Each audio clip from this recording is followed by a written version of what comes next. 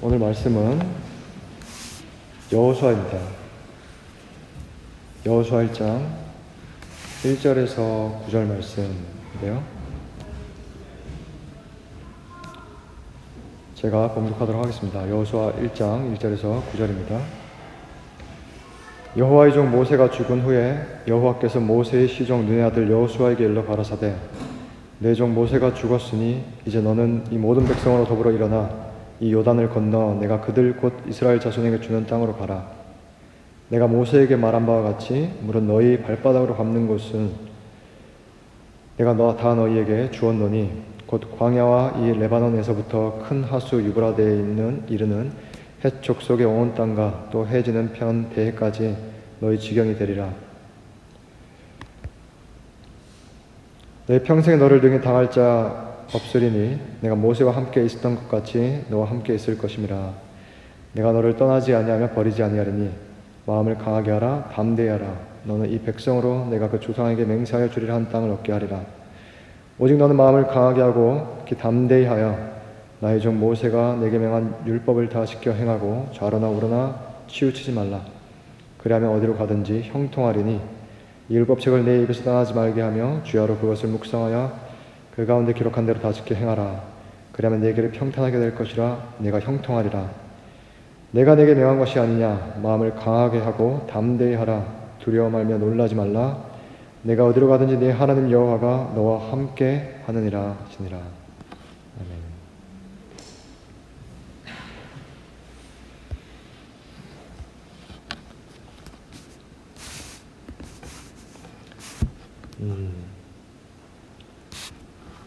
제가 방금 읽은 성경이 개역 한글판이어서 아마 여러분들이 보신 개역 개정하고 조금 차이가 있지 않았을까 싶습니다. 자, 앞서 우리는 두 차례에 걸쳐서 하나님이 우리의 관심사를 통해 어떻게 우리의 인생에 찾아오시는지, 그리고 그 관심사와 부딪히는 자신의 관심사를 드러내시며 어떻게 우리의 걸음을 인도하시는지 나눴습니다. 그 과정에서 우리는 흔히 그분이 우리를 어디로 인도하시는지에 관심을 두지만 그분은 결국 그분 자신이 누구인지를 아는 데에 관심을 두도록 우리를 인도하신다고 했죠. 자주 그러하지만 우리는 우리가 하는 일에, 그분은 우리가 되어져 가는 존재에 관심을 두기 때문입니다. 간단히 말하면 우리의 being이 그분의 doing이기 때문이에요. 그러니까 우리의 존재가 그분의 작품이라는 거죠. 그렇게 보면 우리가 하는 모든 일은 바로 그 파생물에 지나지 않습니다. 그러니까 하나님이 우리의 인생을 만들어 가시고요, 그리고 거기에서 일어나는 파생물이 되는 거죠. 근데 우리는 이제 우리가 하는 일에만 집중을 하는 경향이 있다는 겁니다. 그렇게 보면 기독교 신앙은 인간의 일이 아니라 하나님의 일을 주목하는 마음의 활동이라고 할 수 있어요. 그러니까 내 인생에서 그분이 어떤 일을 하시는지를 보기 시작할 때, 그 일이 감지되기 시작할 때에 그래서 나의 마음에 참된 신앙이 일어나기 시작한 거죠. 이런 차원에서 우리가 그분의 관심을 알고 그리고 그 인도하심을 따라갈 때 이 여정의 참된 목적이 어디 있냐면 바로 그분을 아는 데 있습니다. 그래서 그분은 우리에게 어떤 방향만 제시를 하고 그 길로 가라고 하시는 게 아니라 그 길을 함께 가고자 하세요. 이게 동행입니다. 마치 여행길, 홀로 걷던 여행길에 누군가 이 길동무가 되어주면 서로 이야기를 나누면서 알아가잖아요. 그렇죠? 그러니까 그분은 우리를 인도하시는 길을 그분과 사귀는 길로 만들어 가십니다. 그러니까 방향만 제시하지 않고 같이 거니시는 거죠. 오늘 본문은 그 여호와의 종 모세라고 하는데요. 이 모세가 죽은 후에 그분의 말씀이 다른 누군가에게 찾아오는 장면으로 시작합니다. 여러분, 모세라고 하는 사람은 기독교인이 아니더라도 들어보았을 유명한 인물이죠. 좀 오래되었지만 이집트 왕자라고 하는 그렇죠? 애니메이션 영화도 있었잖아요. 하나님이 그러니까 이 모세 훨씬 이전이죠. 우리가 여러 번 살펴봤는데 그 아브라함이라고 하는 사람에게 너의 자손을 하늘의 별처럼 바닷가의 모래처럼 많게 하겠다라고 약속을 하셨어요. 그리고 과연 그 아들인 이삭과 또 야곱을 이어서요, 이제 그 후손이 이제 이집트, 성경에서 이제 애굽으로 표현되는데요. 그 땅에 그 후손들이 이제 번성합니다. 엄청나게 많아져요. 그래서 출애굽기 서두가 이렇게 시작을 해요. 이스라엘 자손은 생육하고 불어나 번성하고 매우 강하여 온 땅에 가득하게 되었더라라고 합니다. 그래서요, 빌부터 사는데 이 사람들이 굉장히 많아져서 이제 이게 이제 자기 땅에 살고 있던 그 애굽 사람들이 이제 위협을 느끼게 되는 거예요. 그래서 이 사람들을 노예로 삼아서 학대하기 시작합니다. 그리고 하나님은 그들의 고통 소리를 들으시죠. 그래서 때가 되니까 찾아가셔서 그 아브라함에게 하셨던 약속을 기억하시고 그들을 애굽에서 건져내세요. 이게 출애굽입니다. 그런데 그 아브라함에게 하셨던 약속이 도대체 뭐냐? 아까 언급해드렸지만은 그 자손이 많아질 뿐만 아니라 그 많아진 자손이 거주할 땅도 주겠다는 약속을 하셨어요. 지금은 자손들은 많아졌지만 땅이 없잖아요, 그죠? 그러니까 다른 사람들이 살고 있는 땅에 살고 있는데 이제 그들을 불러내서 그 약속한 땅을 차지하도록 이제 인도하시는 겁니다. 그러면서 40년의 광야 생활을 지나게 하시고 그 약속된 땅을 차지하도록 이제 모세의 후계자인 여호수아에게 찾아오는 장면이 오늘 이 본문이에요. 그렇죠. 그러니까 모세가 죽자 이제 그 수종자에게 하나님의 말씀이 임합니다. 그러니까 여기서 하나님의 임재란 어떤 눈에 보이는 환상이라기보다 귀에 들리는 소리였어요. 이 여호수아라는 사람이 오랜 세월 동안 섬긴 그 주인에게만 찾아왔던 소리가 자신에게도 찾아온 겁니다. 그리고 말씀하세요. 내 평생에 너를 능히 대적할 자가 없으리니 내가 모세와 함께 있었던 것 같이 너와 함께 있을 것임이라. 동행하겠다고 하시는 거죠. 그리고 계속해서 내가 너를 떠나지 아니하며 버리지 아니하리니 강하고 담대하라. 너는 내가 그들의 조상에게 맹세하여 그들에게 주리라 한 땅을 이 백성에게 차지하게 하리라. 하나님은 이 땅이 바로 그들의 조상 아브라함과 대표적으로 이삭과 야곱인데요. 그들에게 약속하셨죠. 맹세하셨습니다. 그렇게 주리라고 한 땅이기 때문에 너는 그냥 들어가서 차지하면 된다라고 하는 거예요. 그러면서 내가 너와 함께 갈 거니까 걱정하지 말고 두려워하지 말고 가라고 하죠. 동행하겠다는 약속이죠. 이거 대단한 약속 아닙니까? 이미 이 땅은 벌써부터 너희에게 주기로 그렇게 약속되어 있으니까 너는 가서 그냥 차지하면 돼. 내가 너와 함께 할 거야. 여러분, 하나님이 함께 하신다라는 게 어떤 상태를 말할까요? 혹시 생각해 보셨나요? 이 여호수아는 여호와 하나님이 함께 하신다는 게 어떤 상태를 말하는지 아마도 자신이 이제 경험한 사건을 떠올리면서 알았을 겁니다. 그러니까 그 여호와의 임재가 무엇을 말하는지를 경험해서 실제로 눈으로 보고 떨었던 세대에 속해요. 여호와 하나님이 시내산에 강림하십니다. 그러자 온 산이 진동하면서 불에 타올라요. 그 거룩한 불길에 사로잡혀서 타오르니까 성경의 기록에 의하면은 온 산에 연기가 가득하고요. 그리고 하늘에 천둥 번개가 치면서 하늘이 진동했다고 합니다. 그러자 그것을 광명을 지켜보던 진중에 있는 모든 백성이 떨었다고 해요.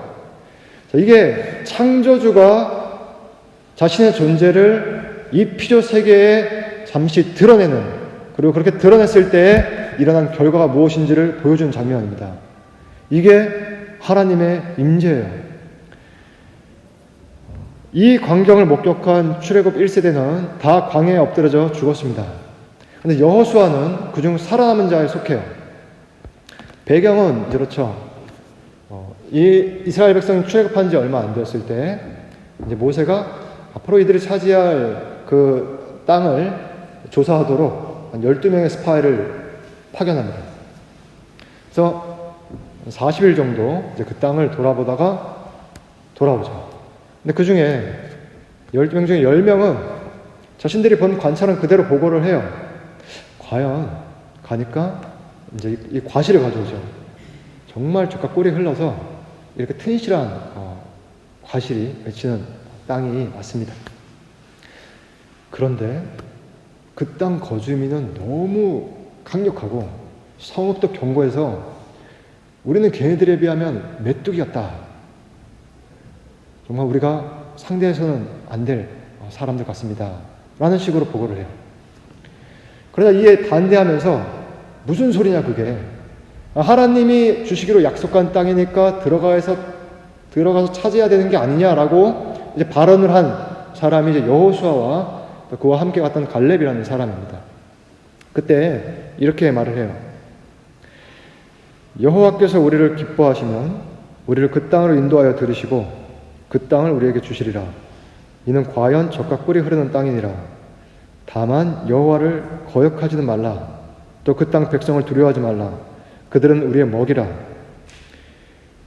그들의 보호자는 그들에게서 떠났고 여호와는 우리와 함께 하시느니라. 그들을 두려워하지 말라. 예전 개역 한글판을 보면 그들은 우리의 밥이라 이렇게 표현을 합니다. 이 하나님이 두 사람의 신앙을 보고 그들은 1세대 중에 남겨둬요. 살려주셔서 실제로 그들이 고백한 대로 그들의 발로 그 땅을 밟게 하십니다. 자, 근데 여기서 여호수아의 고백을 보면요. 여호와는 우리와 함께 하시느니라. 그들을 두려워하지 말지니라. 라고 하죠. 함께 하신다, 두려워하지 말라. 어디서 들어본 패턴 같지 않습니까? 자, 오늘 본문에서 하나님이 여호수아에게 뭐라고 하셨죠?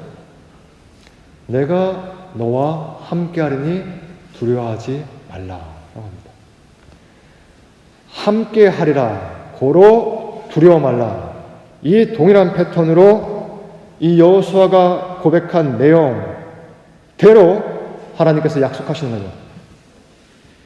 오래전 그 신앙의 고백을 기억하고 계신다는 암시겠죠.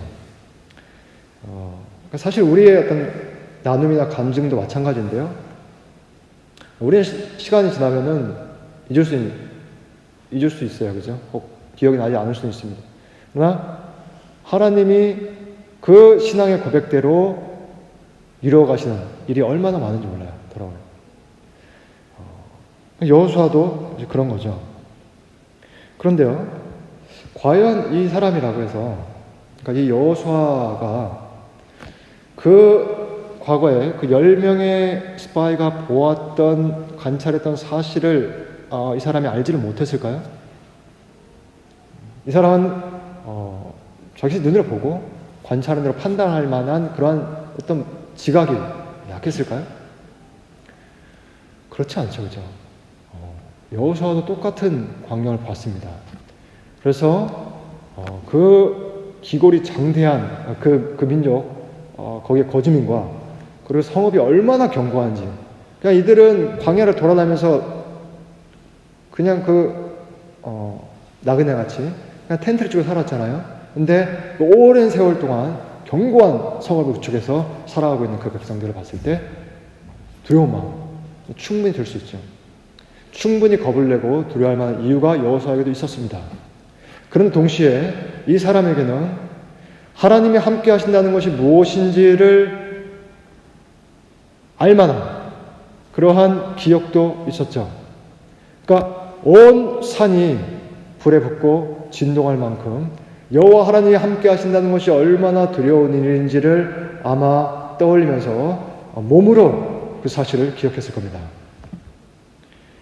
하나님과의 동행, 그처럼 영광스러우면서도 천지가 진동할 만큼 두려운 일이었죠. 자, 우리가 여기서요.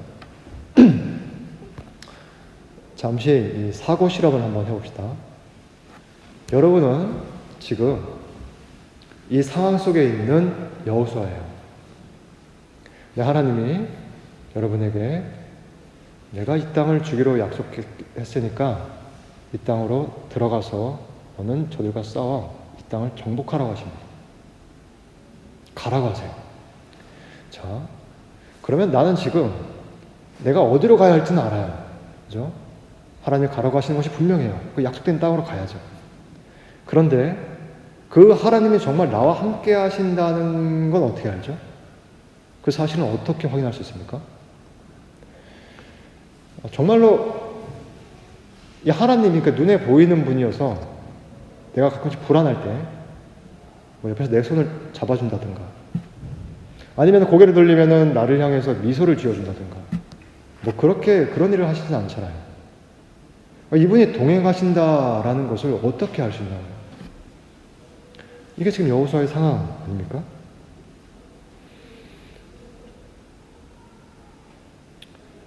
그래서 만약 자 내가 이 땅에 들어가서 전쟁을 해보니까 그걸 다 이기더라. 그러니까 하나님이 동행하시는 것이 맞더라.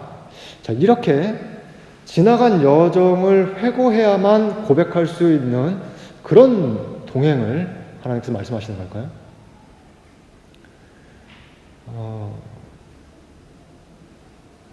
다시 말하면 과거형으로만 고백할 수밖에 없는 그런 동행이냐라는 말입니다. 하나님이 지금 우리에게 약속하고 계신 그 동행이에요. 여러분 죽은 사람은 용서할 수 있다고요. 그런 말이 있던데 지나간 시절이 아무리 이제 힘들었어도 그 시절은 다 이미 지나갔으니까 그리고 나는 이제 살아남았으니까 그러니까 뭐 육아가 아무리 힘들어도 지나가면 용서가 되잖아요. 그렇죠? 그러니까 자식을 키우면서 그 겪었던 고생은 잊는다고 하잖아요. 그렇게 지나간 시절 그리고 내가 지금 이렇게 생존해서 남아있으면 용납이 되는 거예요. 그때 하나님 맞아. 그때 나랑 함께 하셨지. 그때 정말 힘들었는데 지금은 그렇게 고백할 수 있는 여유가 있지. 이렇게 고백하는 동행은 받아들이기가 사실은 쉽습니다. 그런데요, 지금 내가 살아가는 삶이 너무 두려운 일이 많고 아무리 따져보고 아무리 관찰하고 아무리 정탐해도 이게 승산이 나오지 않는 전쟁 같은 삶이에요. 자, 그러면 지금 이 자리에서 이분이 나와 함께 걷고 있다는 사실을 고백하기에는 뭔가 마음이 내키지 않는 거예요. 선뜻 마음이 가지 않는 겁니다. 너무 힘들기 때문에. 하나님, 제가 이 땅에 지금 들어갑니다. 제가 이 땅에 들어가서 이 거짓민과 한번 쌓아보겠습니다. 제가 쌓아서 정말 이 땅을 다 차지하고 그렇게 하나님이 말씀하신 이 모든 지경이 나에게 주어지면 하나님 나와 함께 하셨다고 동행하셨다고 제가 고백할게요. 많은 사람에게 나누겠습니다. 정말 속 시원히 한번 고백하겠습니다. 하나님, 제가 40년은 아니지만 한 4년의 이 광야 생활 갔던 이 유학 시절을 이제 마치고요. 이 회사에 들어갑니다. 제가 사실 들어갈 수 없는 실력이 안 되는 사람인데 주님이 이렇게 요단강물을 가르치듯이 그렇게 기회를 주셔서 나를 부르신다라고 제가 알고 가서 한번 열심히 해보겠습니다. 그런데 너무 유능한 사람이 많고 저들과 어떻게 치열하게 경쟁하면서 살아갈 수 있을지 좀 두렵기도 합니다. 훗날 이 시절을 돌아보면서 주님이 나와 동행하셨다고 고백할 날이 오겠죠? 자, 이런 기도는 전혀 잘못되지 않았죠. 솔직한 심정을 주님께 그렇죠? 고백을 하는 내용이잖아요. 그렇죠? 제가 이런 예화를 들어서 여러분에게 던지고 싶은 질문은 하나입니다.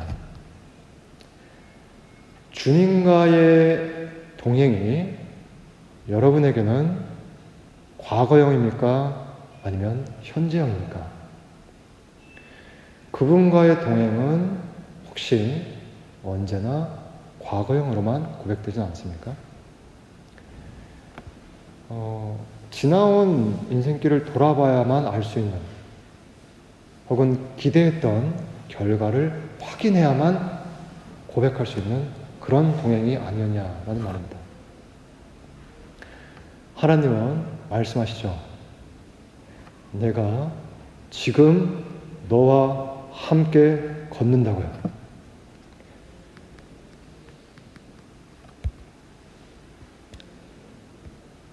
자, 여호수아에게도 그렇게 말씀을 하셨습니다.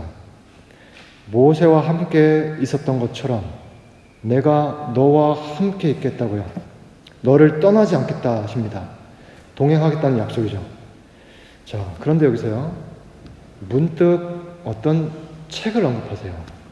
그리고 그 책에 대해서 네가 어떤 자세를 가져야 할지를 가르쳐 주십니다. 그 흐름이 갑자기 지금까지 부담 없이 듣기만 하면 되는 그런 말씀을 하시다가 갑자기 어떤 책을 언급하십니다. 그 책은 다름 아닌 그분의 말씀이 기록된 율법책이었어요. 그러니까 마치 과거에 모세가 시내산 위로 올려 부름받았듯이 여호수아는 그분의 기록된 말씀 앞으로 소명을 받고 있는 겁니다. 당시에는 하나님의 계시가 직접적으로 주어졌던 시대죠. 우리는 이 말씀이 기록된 성경을 가지고 있으니까 그런 계시를 구할 필요가 없어요. 그런데 그때는 오늘 이제 본문에서처럼 여호수아에게 말씀하여 이르시되라고 하는 것처럼 하나님의 말씀이, 하나님의 음성이 직접적으로 찾아오는 시대였습니다. 그러니까 그분의 직접 계시가 주어지던 시대 속에서 그분의 기록 계신 이 성경이 어떤 지위로 그 백성의 삶에 자리하게 되는지를 보여주고 있는 장면이죠.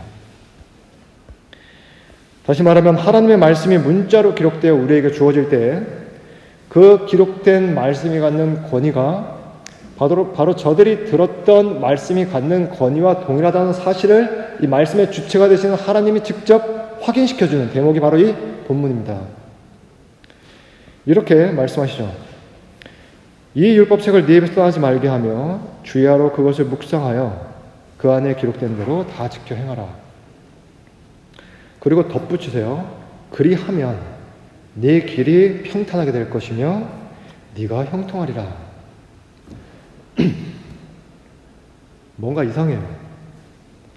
하나님은 이 책을 거론하시기 전부터 우리가 지금까지 나왔듯이요, 내가 너와 함께 있을 것이고 너를 떠나지 않을 거야.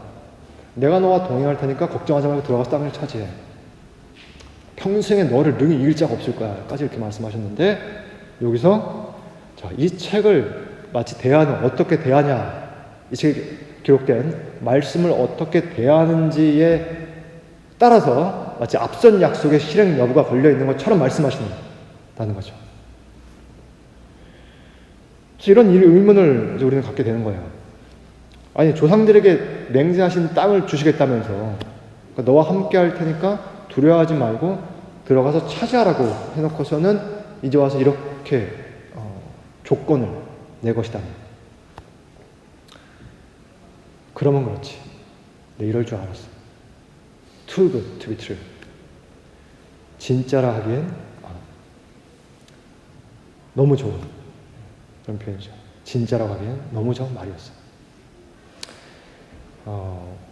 그런데 여호수아는요, 그렇게 생각을 하지 않았을 겁니다. 왜냐하면 이 사람은 자신이 오랫동안 섬기던 그 주인, 그 모세가 이 땅에서 어떻게 하나님과 동행한 사람인지를 알고 있었기 때문이에요. 그러니까 모세가 경험한 하나님이 함께 하심은 바로 여호와께서 말씀하여 이르시되 였다는 것을 이 여호수아는 알고 있었습니다.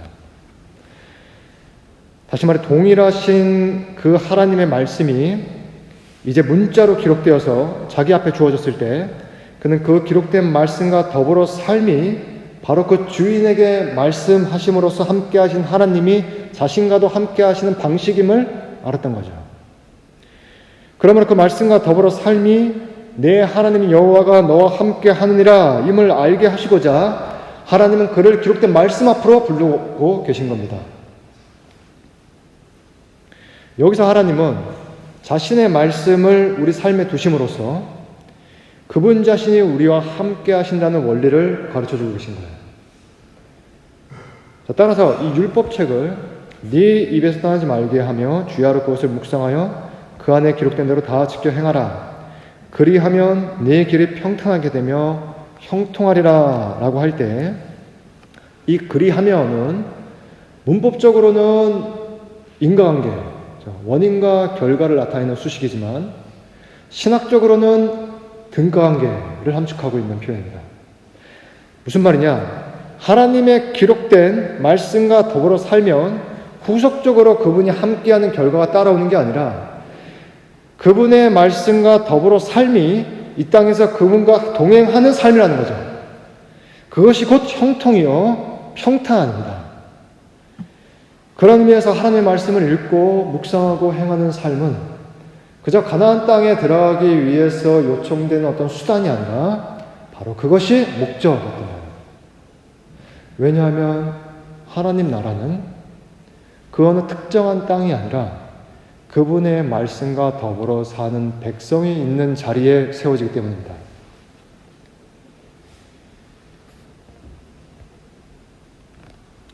저희가 아침에 말씀을 묵상하죠. 개인적으로 이렇게 성경을 펴서 읽는 성도님도 계시고 또 공동체 성경 읽기와 같은 프로그램을 통해 말씀을 듣는 성도님도 계십니다. 제가 개인적으로 교제할 때도 한 번씩 나누곤 했는데요. 이러한 사실이 목회적으로 그냥 큰 위안이 됩니다.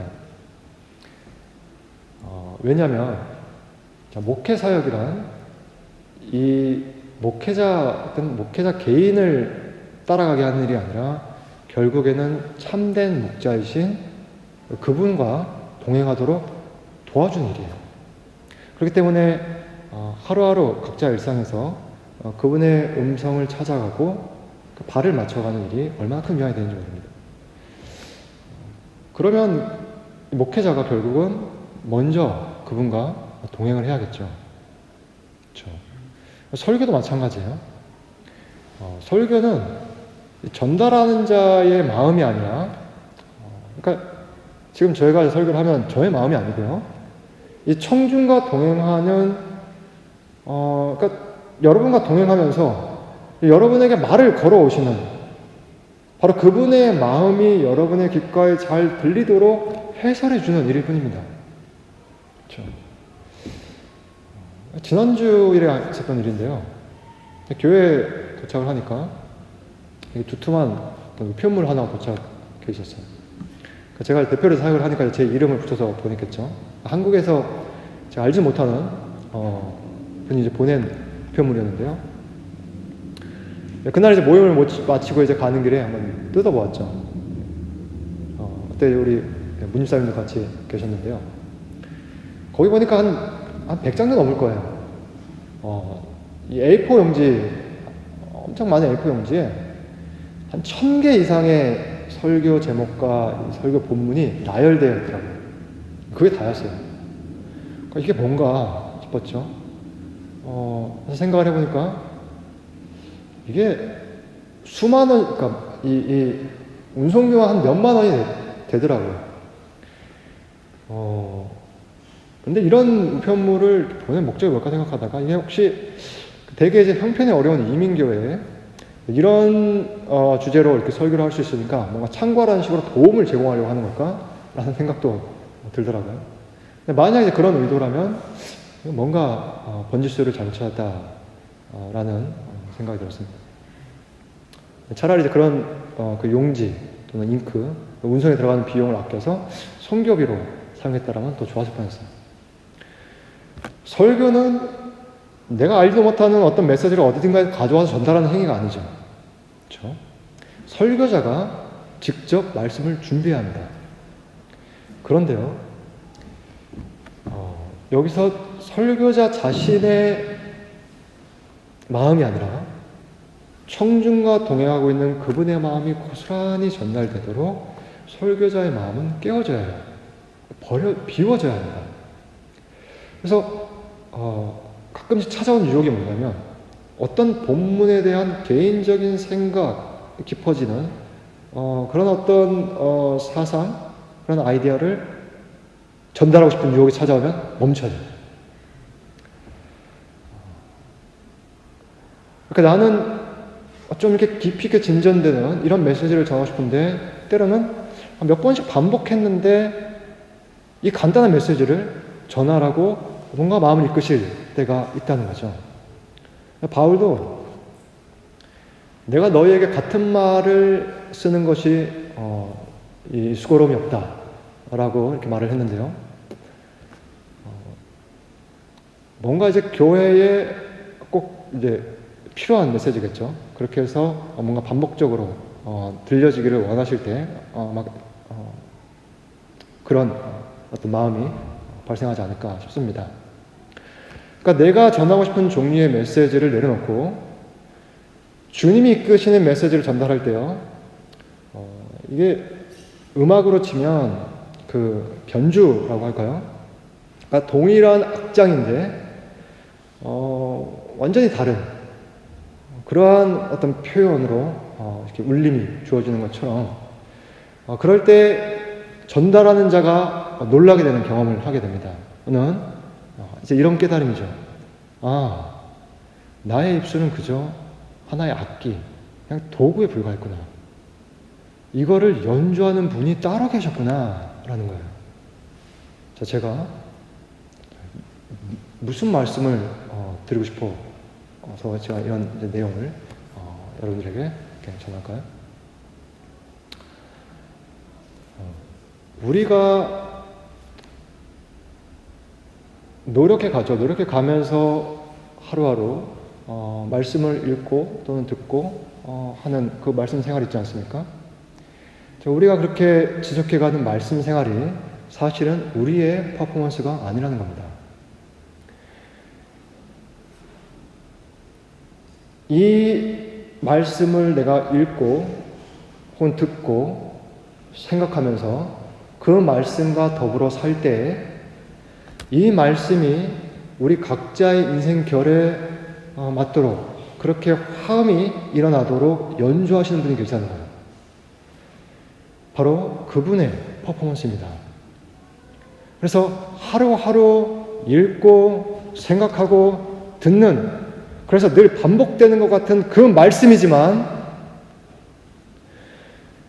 그 말씀, 그 악장을 지으신 그분이 변주를 울리기 시작하면 그분과 동행하고 있는 여러분의 걸음에 생명의 리듬감이 일어나기 시작하는 거예요.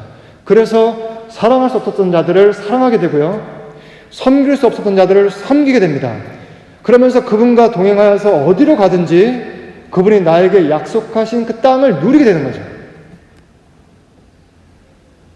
그렇게 되면요, 그저 지나온 길에서 함께 하신 동행이 아니고요, 지금 승산이 나지 않는 전쟁 같은 삶을 살고 있어서 사망의 음침한 골짜기를 지나다니는 게 맞지만 그분과의 동행은 오늘 나에게 이루어지는 사건이 되는 겁니다.